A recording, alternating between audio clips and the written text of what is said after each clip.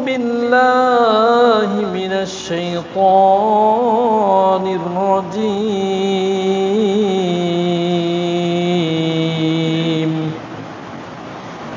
بسم الله الرحمن الرحيم يا أيها الناس كلوا مما في الأرض حلالا طيبا ولا تتبعوا خطوات الشيطان إنه لكم عدو مبين الآخر يا أيها الذين آمنوا كلوا من طيبات ما رزقناكم واشكروا لله إن كنتم إياه تعبدون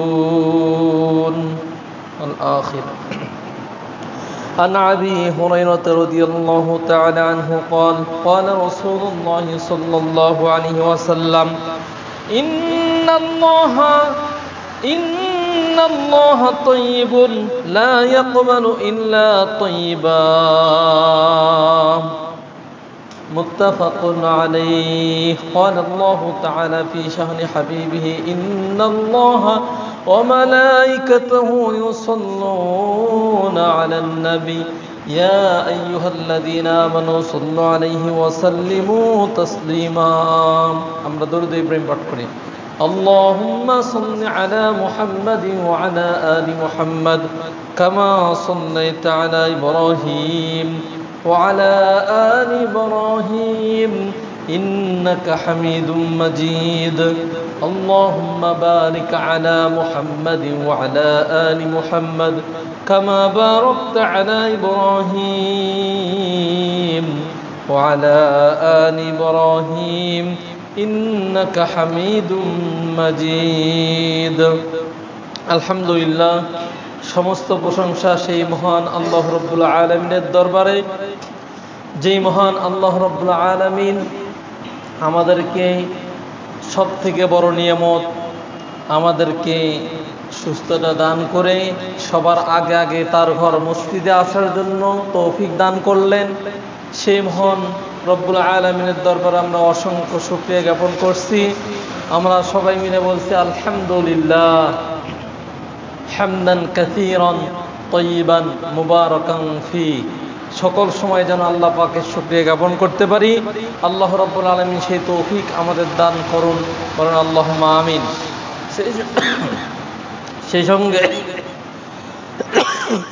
রাসূল সাল্লাল্লাহু আলাইহি ওয়াসাল্লামের প্রতি আমরা অসংখ্য দরুদ ও সালাম পেশ করছি যে নবীর আদর্শ বাস্তবায়ন করা আমাদের সকলের উপরে ফরজ সেই নবীর প্রতি আমরা অসংখ্য দরুদ ও সালাম পেশ করছি আবারও বলছি সাল্লাল্লাহু আলাইহি ওয়াসাল্লাম সম্মানিত মুআজ্জাজ মুহতারাম আজকের এই জুমআর সংক্ষিপ্ত বক্তব্যের বিষয় হচ্ছে হালাল এবং হারাম এটা এমন একটি বিষয় যে আমরা যত ইবাদতই করি না কেন যদি আমাদের সেই রুজিটা যদি আমাদের হারাম হয় তাহলে আমাদের কোনো ইবাদত আল্লাহর দরবারে কবুল হবে না আল্লাহ তাআলা পবিত্র তিনি পবিত্র ছাড়া কোনো ইবাদত বা কোনো কিছু কবুল করেন না এই জন্য আমাদের জীবনের যেমন গুরুত্ব যে কোনো ইবাদত বলেন না কেন সবার আগে আমাদের দরকার হচ্ছে হালাল রুজি যদি আমাদের না থাকে তাহলে আমাদের কোনো ইবাদত কবুল হবে না এই জন্য আমরা চেষ্টা করব আমরা যেন হালাল রুজি এগুলো শুনে বুঝে সে অনুযায়ী যেন আমরা হালাল রোজগার করতে পারি আল্লাহ যেন আমাদের সে তৌফিক দান করেন বলেন আল্লাহুম্মা আমিন সম্মানিত হাজিরিন আল্লাহ রাব্বুল আলামিন পবিত্র কোরআনুল কারীমের মধ্যে ঘোষণা করে দিয়েছেন ইয়া আইয়ুহান নাসু কুলু মিম্মা ফিল আরদি হালালান তাইয়্যিবা ওয়ালা তাত্তাবিউ খুতুওয়াতিশ শাইতান ইন্নাহু লাকুম আদুউম মুবিন আল্লাহ রাব্বুল আলামিন বলেন, ইয়া আইয়ুহান নাস, হে মানব সকল, শুধুমাত্র মুসলমান নয়, গোটা পৃথিবীতে যত মানুষ আছে সমস্ত মানুষদেরকে লক্ষ্য করে আল্লাহ তাআলা বলে দিয়েছেন, এর মধ্যে রাসূলগণ আছেন, শহীদগণ আছেন, সিদ্দিকীনগণ আছেন, যত পৃথিবীর বুকে যত মানুষ আছে, মুসলমান থেকে শুরু করে ইমানদার থেকে শুরু করে সমস্ত মানুষ, হিন্দু বৌদ্ধ খ্রিস্টান যত প্রকার মানুষ আছে সকলের প্রতি আল্লাহ পাক বলেছেন, ইয়া আইয়ুহান নাস, হে মানবগণ, তোমরা কি করো, কুলু মিম্মা ফিল আরদি হালালান তাইয়্যিবা, পৃথিবীর মধ্যে যা কিছু বৈধ এবং পবিত্র তা থেকে তোমরা ভক্ষণ করো, ওয়ালা তাত্তাবিউ খুতুওয়াতিশ শাইতান, এবং তোমরা কি করো, তোমরা শয়তানের পথ অবলম্বন করো না, ইন্নাহু লাকুম আদুউম মুবিন, নিশ্চয় শয়তান তোমাদের সকলের জন্য সব থেকে বড় প্রকাশ্য শত্রু হচ্ছে শয়তান। সম্মানিত হাজরিন, আল্লাহ রাব্বুল আলামিন আরো বলে দিয়েছেন, ইয়া আইয়ুহাল্লাযীনা আমানু, ওহে তোমরা যারা ঈমান এনেছো তারা শুনে রাখো, কুলু মিন তাইয়্যিবাতি মা রাযাকনাকুম ওয়াশকুরু লিল্লাহি ইন কুনতুম ইয়্যাহু তা'বুদুন। আল্লাহ পাক ঈমানদারকেও ডাক দিয়ে বলছেন, ওহে ঈমানদারগণ, আমি তোমাদেরকে যে রিজিক দান করেছি, জীবিকা স্বরূপ তোমাদেরকে আমি যা দান করেছি তার মধ্যে হতে পবিত্র বস্তু তোমরা ভক্ষণ করো, আর আল্লাহ তাআলার নিকট তোমরা কৃতজ্ঞতা প্রকাশ করো, এবং শুধু তাই নয় তোমরা তারই ইবাদত করো।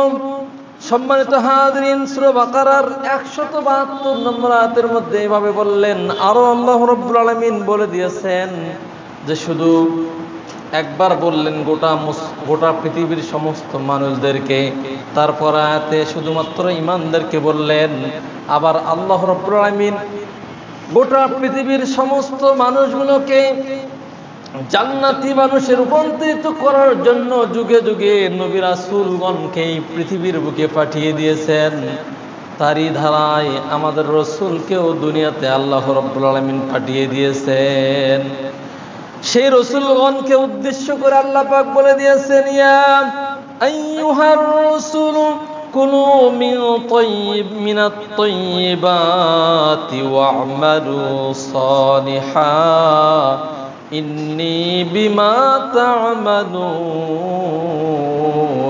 আলীম।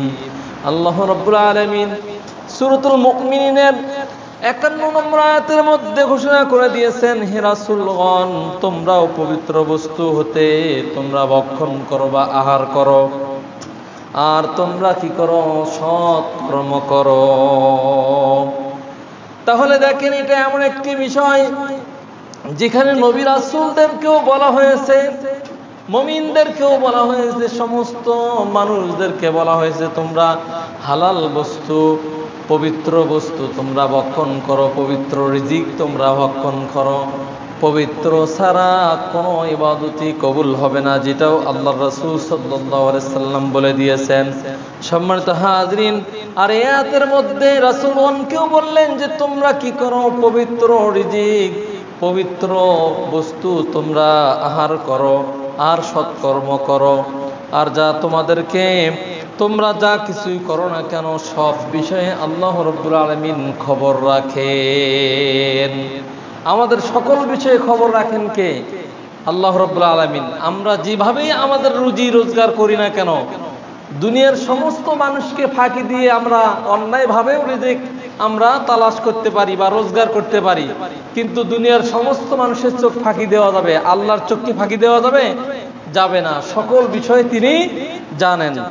সম্মানিত হাজরিন, আন আবি হুরায়রা রাদিয়াল্লাহু তাআলা আনহু قال, আবু হুরায়রা রাদিয়াল্লাহু তাআলা আনহু হতে বর্ণিত, তিনি বলেন যে قال রাসূলুল্লাহ সাল্লাল্লাহু আলাইহি ওয়াসাল্লাম, রাসূল সাল্লাল্লাহু আলাইহি ওয়াসাল্লাম বলেছেন, ইন্নাল্লাহা তাইয়্যিব, নিশ্চয় আল্লাহ রাব্বুল আলামিন পবিত্র, লা ইয়াকবালু ইল্লা তাইয়্যিবা, তিনি পবিত্র ছাড়া অপবিত্র কোনো কিছু তিনি কবুল করেন না। আবার আল্লাহ পাক বলে দিয়েছেন রাসূল সাল্লাল্লাহু আলাইহি ওয়াসাল্লামের মাধ্যমে, ওয়া আন্নাল্লাহা আমারাল মুমিনিনা বিমা আমারা বিহিল মুরসালিন, যে আদেশটা আল্লাহ রাব্বুল আলামিন মুমিনদেরকেও দিয়েছেন এবং মুরসালিন তথা রাসূলদেরকেও আল্লাহ রাব্বুল আলামিন এই আদেশটা দিয়ে দিয়েছেন। সম্মানিত হাজিরিন, রাসূল সাল্লাল্লাহু আলাইহি ওয়াসাল্লাম সেই জন্য বলেছেন, সুম্মা যাকারার রাজুলু ইউতিলু সাফারা আশআরাতা আগবারা ইয়ামুদ্দু ইয়াদাইহি ইলাস সামাই ইয়া রাব্বি ইয়া রাব্বি। তিনি বলেছেন যে একজন ব্যক্তি তিনি সফর অবস্থায় আল্লাহ রাব্বুল আলামিনের কাছে দুহাত তুলে বলতেছেন, ইয়া রাব্বি ইয়া রাব্বি, হে আল্লাহ হে আল্লাহ, এইভাবে আল্লাহর কাছে দোয়া করতেছে। আল্লাহ রাসূল বলেছেন সেই সময় সেই ব্যক্তির কেমন ছিল, ও মাতআমুহু হারামুন ওয়া মাশরাবুহু হারাম ওয়া মালবাসুহু হারাম ওয়া গুযিয়া বিল হারাম ফাআন্না ইস্তাজাবু লিযালিক। কিন্তু আল্লাহর কাছে এই বান্দা তো হাত তুলে আল্লাহর কাছে ডাকতেছে, কিন্তু আল্লাহ রাসূল বলেছেন এমন সময় ওই ব্যক্তিটা যে ডাকতেছে কিন্তু তার খাদ্যটা ছিল হারাম, আর সে পানি যা পান করতেছিল এই পানিটাও ছিল হারাম। শুধু তাই নয়, সে যে পোশাক পরে আসে এই পোশাকটাও তার হারাম উপার্জন দ্বারা ক্রয় করা, এবং তার জীবিকা, সে যে জীবিকা নির্বাহন করে সবটাই হচ্ছে হারাম। তাহলে আপনারা বলেন তো কিভাবে তার দোয়া কবুল হতে পারে?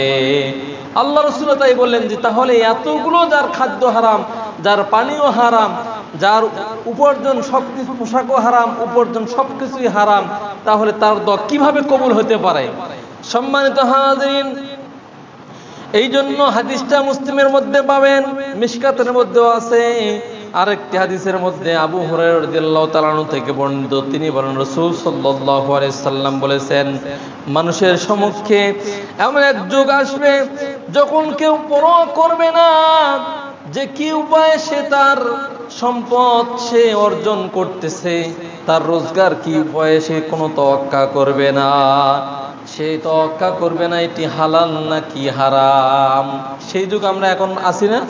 এখন এমন একটা যুগ, যে যুগে মানুষ তোয়াক্কাই করে না যে আমি যে উপার্জনটা করতেছি এটা হালাল নাকি হারাম, এ কথা সে ভাবেই না। সে যে চাকরি করতেছে এই চাকরিটা তার জন্য হালাল নাকি হারাম সে তোয়াক্কাই করে না।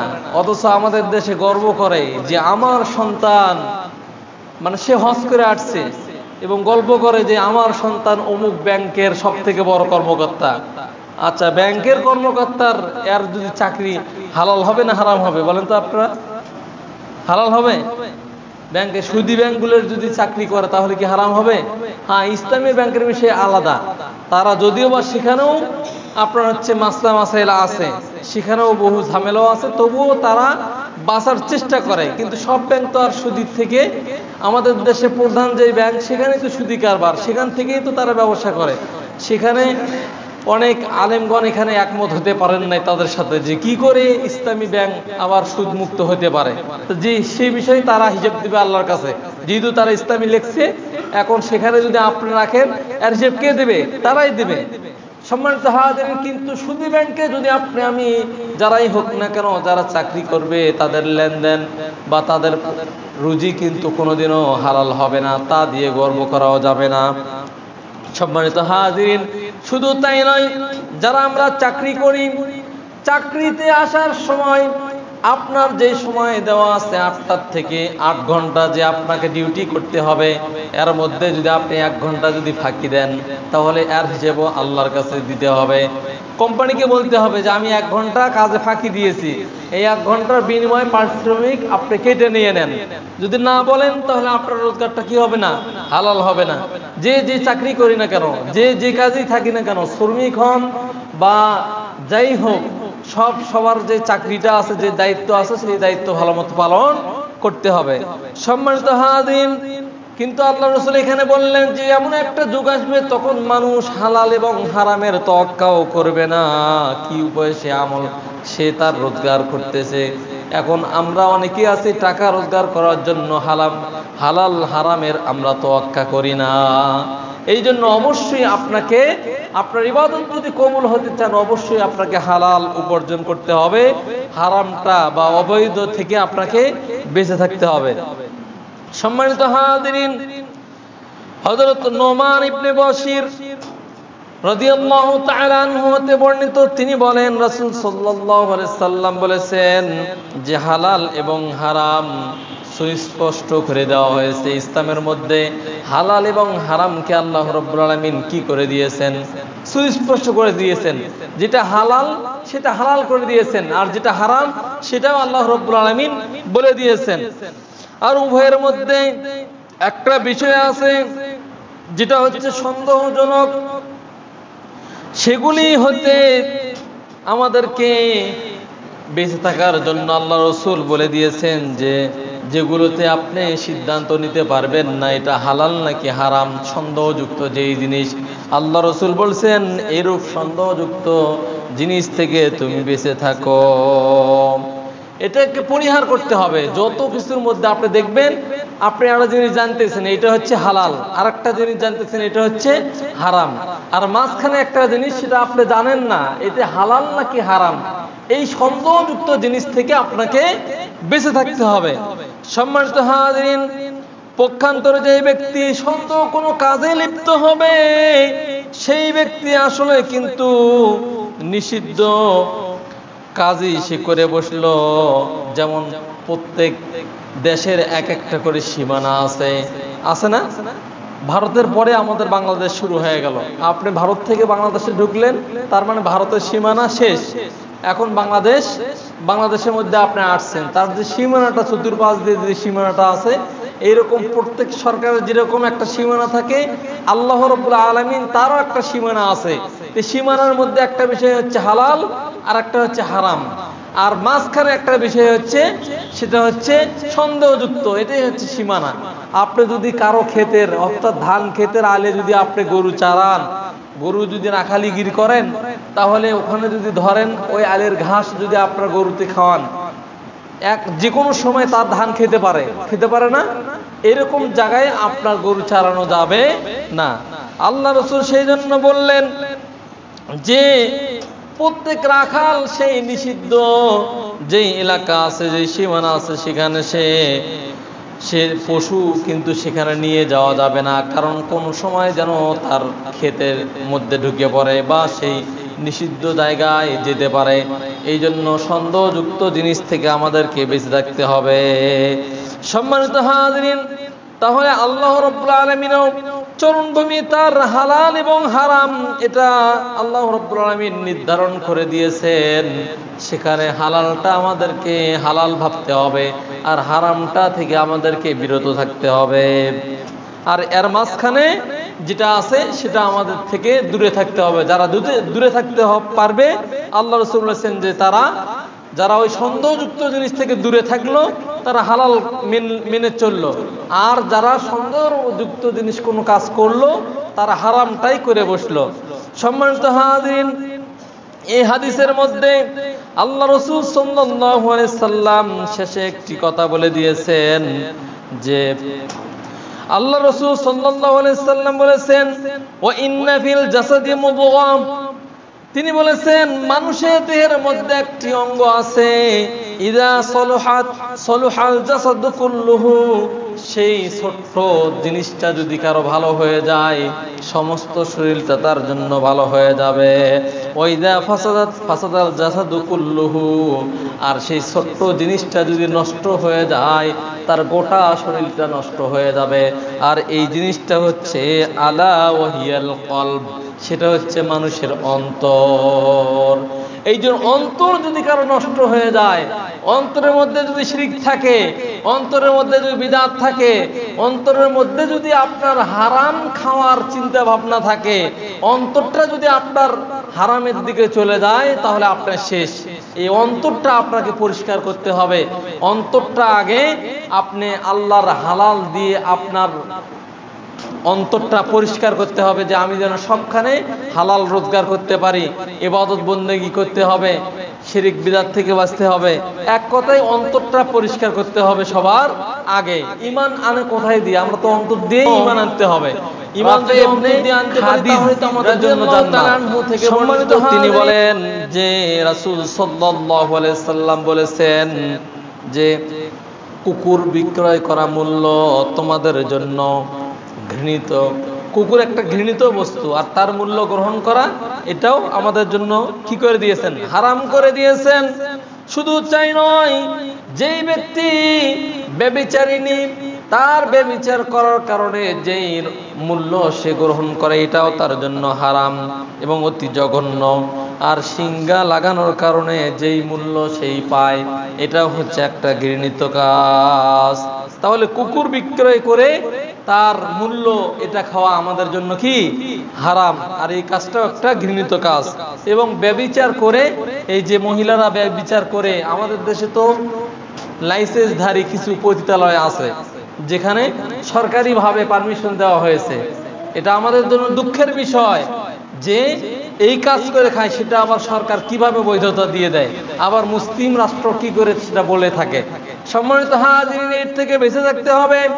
আল্লাহ রাসূল সাল্লাল্লাহু আলাইহি সাল্লাম বলেছেন, তোমরা দুইটি কাজ থেকে বিরত থাকো এবং দুইটা জিনিসকে তোমরা ভয় করো। তার মধ্যে একটা হচ্ছে নারী।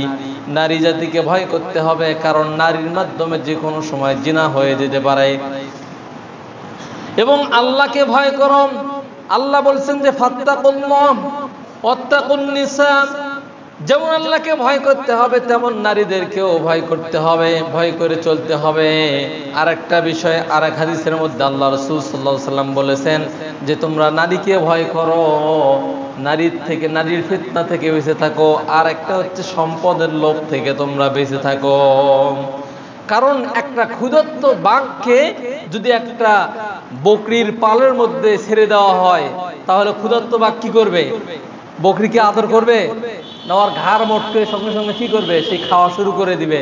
তো এইরকম যার মধ্যে মালের লোভ আছে, সম্পদের লোভ আছে, এই ব্যক্তিটার মধ্যে দুনিয়াদারি খুব হবে এবং এই ব্যক্তি হালাল হারাম কোনোদিনও বুঝতে পারবে না। এই জন্য সম্পত্তির লোভ থেকে আমাদেরকে বেঁচে থাকতে হবে।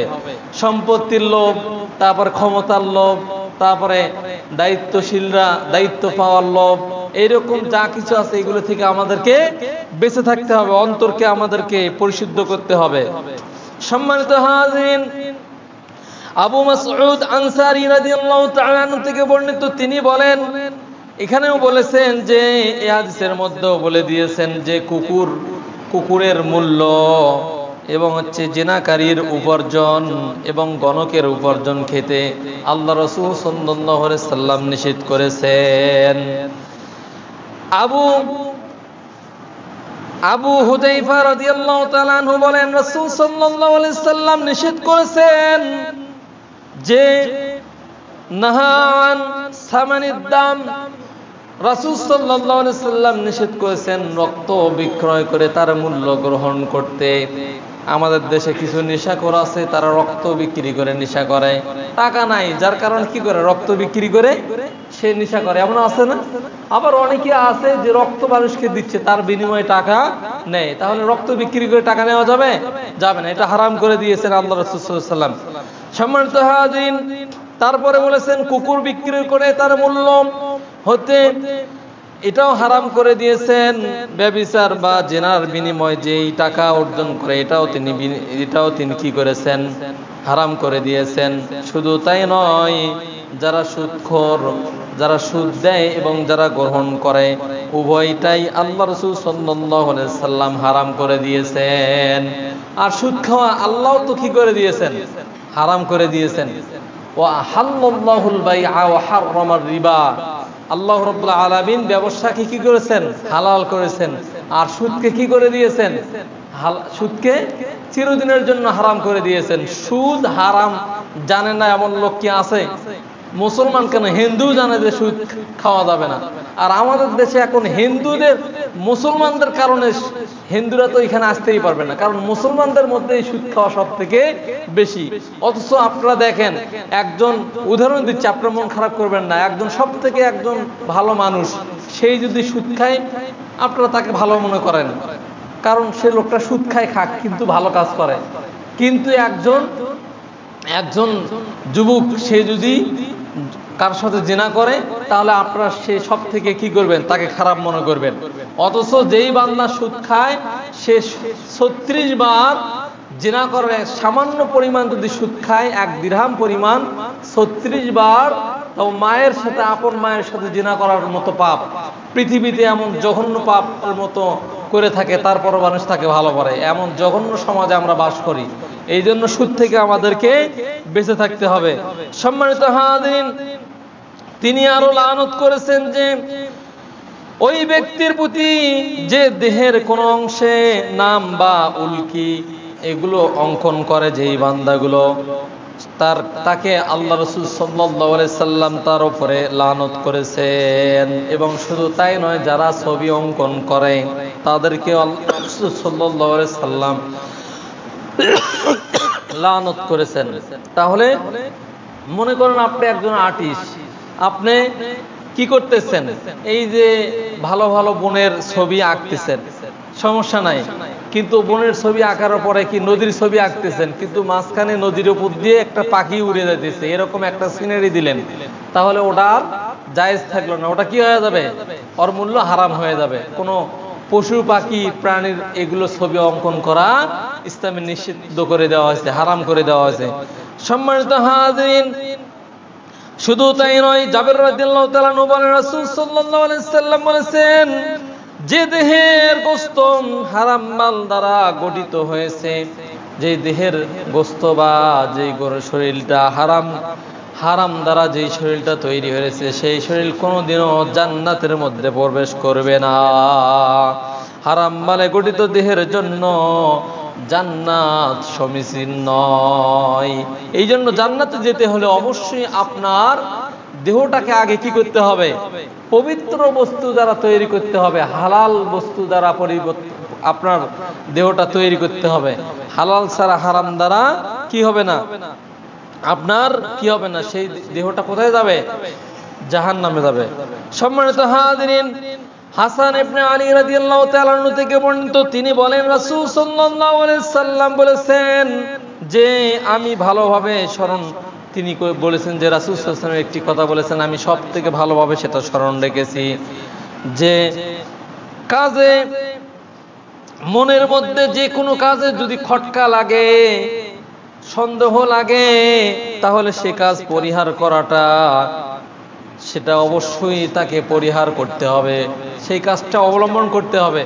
মনে করুন পরিহার করতে হবে কোন কাজ, যেই কাজটি করতে আপনার মনের মধ্যে খটকা লাগে বা সন্দেহ হয়, সেই সন্দেহজনক কাজ আপনাকে কি করতে হবে, পরিহার করতে হবে। হযরত আয়েশা রাদিয়াল্লাহু তাআলা আনহা থেকে বর্ণিত, তিনি বলেন, আবু বকর সিদ্দিক রাদিয়াল্লাহু তাআলা আনহু একদিন তার একটি গোলাম ছিল, তিনি তার জন্য রাজস্ব থেকে খাদ্য নিয়ে আসতো, আর সেই খাবার আবু বকর রাদিয়াল্লাহু তাআলা আনহু তিনি খাইতেন। কিন্তু একদিন কি হইল, সে কিছু সম্পদ নিয়ে আসলো, তারপর আবু বকর রাদিয়াল্লাহু তাআলা আনহু সেই সম্পদটা, তিনি সেই জিনিসটা, খাদ্যটা তিনি খেয়ে ফেলে দিলেন। খাওয়ার পরে ওই তার যেই গোলাম ছিল, গোলামটা বলতেছে, আপনি কি জানেন আমি কোন খাদ্য আপনার জন্য নিয়ে এসেছি? বলে, না তো জানি না, তুমি তাড়াতাড়ি বলো। তখন বলতেছে, আমি জাহিলিয়াতের যুগে গণনা করতাম, গণকের কাজ করতাম, সেই সময় একজন মানুষের থেকে আমি কিছু টাকা পাইতাম, আজকে তার সাথে দেখা হয়ে গিয়েছে, সেই টাকার বদলে আজকে এই খাদ্যটা দিয়ে দিয়েছে। সঙ্গে সঙ্গে আবু বকর তার হাতটা গলার ভিতর ঢুকে দিয়ে তার পেটের মধ্যে যত খাবার ছিল সমস্ত খাবারগুলো সে বমন করে বাইরে ফেলে দিলেন। তাহলে কেমন সতর্ক ছিল, শোনার সঙ্গে সঙ্গে তার পেটের মধ্যে থেকে সমস্ত খাবারগুলো বমন করে বের করে দিলেন, যাতে করে এই হারাম খাদ্য তার মধ্যে না থাকে। সম্মানিত হাজিরিন, আবু বকর হতে বর্ণিত, তিনি বলেছেন, দেখেন, আন আবি বকর রাদিয়াল্লাহু তাআলা আনহু আন্না রাসূলুল্লাহ সাল্লাল্লাহু আলাইহি সাল্লাম قال لا يدخل الجنة جسد غذي بالحرام। রাসূল সাল্লাল্লাহু আলাইহি সাল্লাম বলেছেন, যে দেহে হারাম দ্বারা প্রতিপালিত হয় বা হারাম যারা ভক্ষণ করে সেই দেহটা কোনোদিনও জান্নাতের মধ্যে প্রবেশ করবে না। এই জন্য অবশ্যই আমাদেরকে হারাম থেকে আমাদেরকে বেঁচে থাকতে হবে। হযরত আনাস রাদিয়াল্লাহু তাআলা আনহু বলেন, রাসূল সাল্লাল্লাহু আলাইহি সাল্লাম রাস্তায় পড়া একটু খেজুর তিনি তার নিকট দিয়ে যাইতেছিলেন। রাস্তা দিয়ে যাওয়ার সময় একটি খেজুর তিনি পাইলেন।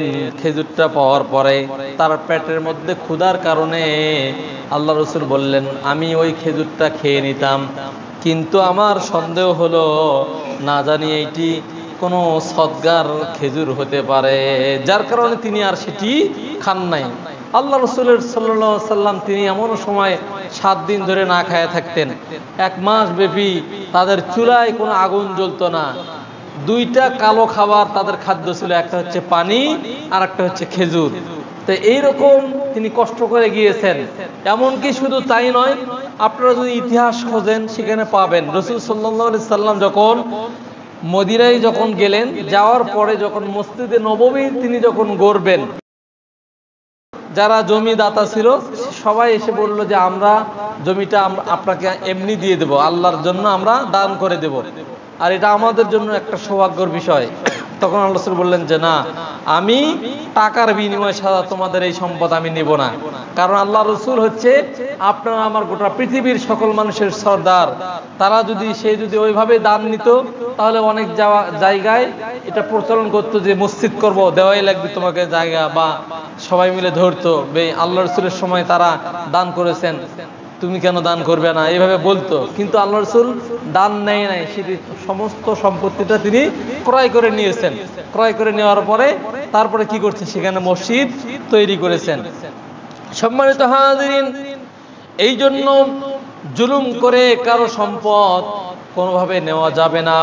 আমাদের দেশে মানুষ মারা গেলে যদি সেই দিনই যদি মারা যাওয়ার পরে তার সম্পত্তির ভাগ হয়ে যায়, সম্পত্তির ভাগ বন্টন আল্লাহ তাআলা করে দিয়েছেন, সাথে সাথেই বন্টন করতে হবে।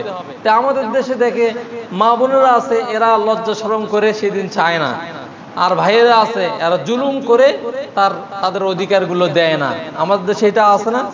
আর এর পাপটা কেমন হবে, আল্লাহ তাআলা যেমন এতিমের মাল ভক্ষণ করে যারা, তারা পেটের মধ্যে আগুন ঢুকায় এবং তারা কোথায় যাবে, ওয়াসলাউনা সাঈরা, তারা জাহান্নামের মধ্যে প্রবেশ করবে।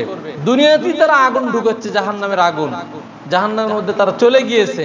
তো এইরকম যারা তাদের বোন বলেন, তার আত্মীয় স্বজনে যারা হক মারে খাবে, সম্পত্তি যারা মেরে খাবে, তারা এইরকম পাপের মধ্যে আছে, এই জাহান্নামের আগুনের মধ্যে আছে। এর থেকে আমাদের বেঁচে থাকতে হবে, যার যে হক এগুলো আদায় করে দিতে হবে। আর সর্বোপরি আমাদেরকে কি করতে হবে, হালাল রোজগার করে খাইতে হবে।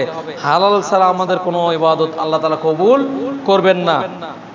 সবার আগে হালাল রুজি, সালাত বলেন বা সিয়াম বলেন, যে কোনো ইবাদত করুন না কেন, আপনি যদি হালাল রুজি আপনার মধ্যে না থাকে তাহলে সেটা কবুলও হবে না। আর হালাল যারা হালাল পন্থায় যারা উপার্জন করবে, তাদের রিজিকের ব্যবস্থা আল্লাহ কোথায় থেকে দিবে আপনি টেরও পাবেন না। এমন জায়গা থেকে আল্লাহ তাআলা আপনার রিজিকের ব্যবস্থা করে দিবেন। কারণ মায়ের গর্ভে যখন আমাদের রুহুটা দিয়ে দেওয়া হয়েছে, তখনই সাথে সাথে কয়েকটা জিনিস আমাদেরকে দেওয়া হয়েছে। তার মধ্যে মৌত একটা বিষয় আমাদেরকে লিখে দেওয়া হয়েছে, নির্ধারিত সময় মৃত্যু হবেই। এবং রিজিক, আমরা যে রিজিক, এটাও আল্লাহ তাআলা লিখে দিয়েছেন। তাহলে এক লোকমা বা একটা দানা খাবার যদি আপনার রিজিকে থাকে, সে অবস্থায় আপনি মৃত্যুবরণ করবেন না। মৃত্যুর আগে অবশ্যই ওই রিজিকটা আপনার সামনে আসবে, ওইটা খাবেন, তারপরে মৃত্যুবরণ করবেন। এই জন্য মৃত্যুর আগে, মৃত্যু যেরকম আপনাকে খুঁজতেছে, অবশ্যই আপনার মৃত্যু হবে, মৃত্যু থেকে কেউ বাঁচতে পারে নাই, পারেও না। তেমনি ভাবে রিজিকও আপনাকে তালাশ করতেছে, যে আপনার রিজিকে যতগুলো রিজিক বরাদ্দ আছে এগুলো আপনার থাকবেই, কাজী আপনাকে আবার অলসতা করলে হবে না। আল্লাহ পাক সূরা জুমার মধ্যে বলে দিয়েছেন যে তোমরা কি করো, যখন ফাসআউ ইলা যিকরিল্লাহি ওয়া যারুল বাইয়া, যে যখন এই যে জুমার দিনে যখন আজান হয়ে যায়, আজান দেওয়ার সঙ্গে সঙ্গে আমাদেরকে কোথায় আসতে হবে? বেচা কিনা ক্রয় বিক্রয় সবকিছু বন্ধ করে দিয়ে মসজিদে আসতে হবে। আবার নামাজ পড়ে কি বসে থেকে জিকির করব? না, নামাজ পড়ে আবার জমিনে চলে যাব আল্লাহর রিজিক তালাশ করার জন্য। হালাল পন্থায় উপার্জন করলে নিজ হাতে উপার্জন আপনার আমার খাদ্যের মধ্যে সব থেকে শ্রেষ্ঠ খাদ্য। আর মনে রাখবেন, উপরের হাত সব থেকে শ্রেষ্ঠ হাত নিচের হাতের চাইতে। এবং শুধু তাই নয়, মনে রাখবেন আপনার আমার সম্পত্তির মধ্যে আল্লাহ রাব্বুল আলামিন গরিবদের অধিকার দিয়ে দিয়েছেন, হক্কুল লিসাইল ওয়াল মাহরুম। আপনি যারা সম্পত্তি, যারা বিত্তবান আছেন তাদের সম্পত্তির মধ্যে গরিবদের হক আছে, জাকাত দিয়ে সেই হক আদায় করতে হবে। এরকম হালাল পন্থায় আপনি যত বড় ধনী হন না কেন কোনো সমস্যা নাই। আল্লাহ রাসূল বলেছেন যে একজন সৎ বান্দার জন্য পবিত্র সম্পদ কতই না উত্তম। এই জন্য আপনি হালাল পন্থায় যত পারেন রোজগার করেন, কোনো সমস্যা নাই, কিন্তু হারামের মধ্যে যেন আমরা পা না দেই। হারামের মধ্যে যদি আমরা পড়ি তাহলে দুনিয়াতেও আযাব গজব দিয়ে আল্লাহ তাআলা ধ্বংস করবেন, কিয়ামতের দিনে আমাদেরকে জাহান্নামে যেতে হবে। এই দুনিয়ার অমুসলিমরা আজকে মুসলমানের এই গুণগুলো, আল্লাহ রাসূল থেকে এই শিক্ষাগুলো নিয়ে তারা সৎভাবে ব্যবসা করে, যার কারণে দেখা যায় অমুসলিম তারপরও তারা বিশাল ধনী হয়ে গিয়েছে। আর মুসলমান ব্যবসা করে সেখানে মানুষদেরকে ফাঁকি দেয়, যার কারণে মুসলমান দিন দিন ধ্বংস হয়ে যাচ্ছে। সম্মানিত হাজিরিন, এই জন্য ব্যবসায়ী বলেন বা যে কোনো নীতি অবলম্বন করেন না কেন, সকল ক্ষেত্রে আমাদেরকে সততা অবলম্বন করতে হবে। আল্লাহ রাসূল যে হাদিসটার মধ্যে বলে দিয়েছেন, 4টে জিনিস আছে যার, জান্নাত আছে তার, সবকিছুই আছে তার মধ্যে একটা হচ্ছে হালাল রুজি বিষয়। এই জন্য আমরা যেন আমাদের জীবনের সকল ক্ষেত্রে হালাল রোজগার করে আমরা যেন হালাল গ্রহণ করতে পারি। আল্লাহ পাক সেই তৌফিক আমাদের দান করবে। আল্লাহুম্মা আমিন। সুবহানাকা আল্লাহুম্মা ওয়া বিহামদিকা আশহাদু আল্লা ইলাহা ইল্লা আনতা আস্তাগফিরুকা ওয়া আতুবু ইলাইক। আসসালামু আলাইকুম।